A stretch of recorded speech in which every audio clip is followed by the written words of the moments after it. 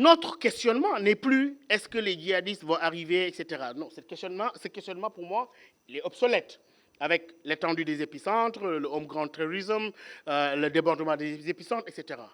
Notre véritable questionnement, c'est comment faire pour que quand ces ordres de bandits arriveront, qu'ils ne trouvent pas des couveuses locales, qu'ils n'arrivent pas à avoir des alliances avec les populations locales parce qu'ils ne peuvent pas se développer sans. Dans le bassin du lac Tchad, ce qui leur arrive aujourd'hui pour parler de dialogue civilo-militaire, c'est qu'ils ont négligé cet aspect-là et aujourd'hui, la bataille du renseignement humain est perdue parce que les populations adhèrent plus à ces groupes-là qu'à l'État ou à ses forces de sécurité et de défense. Donc, comment faire pour qu'il n'y ait pas de couveuse locale? C'est renforcer le sentiment d'appartenance nationale. Feu Alioune Badara Cissé disait une phrase extraordinaire. Il disait qu'il commençait à entrevoir au Sénégal des Sénégalais à part entière et des Sénégalais entièrement à part. Et je crois que dans cet est du Sénégal, nous devons continuer les investissements.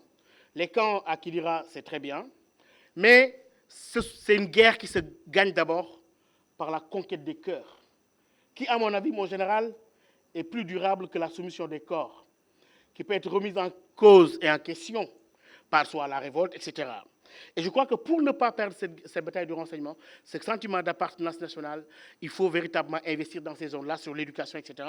Et véritablement qu'on aille vers l'opérationnalisation des mécanismes existants, comme la force en attente, etc., des véritables stratégies africaines. Et nous avons encore des remparts, nous avons encore des leviers sur lesquels s'appuyer, mais il faut encore que nos partenaires internationaux accordent la dignité de solution à nos stratégies endogènes.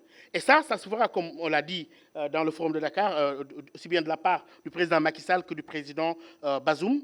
Et je crois qu'aujourd'hui, véritablement, nous devons travailler sur cette conquête des cœurs et pour faire la prévention, assumer cette politique de prévention, investir dans l'éducation, le capital humain. Et j'ai très souvent l'habitude de dire que pour moi, l'éducation reste l'arme de construction massive de citoyenneté qui, à mon avis, est une des voies qui mènent à la paix, à la stabilité. Merci.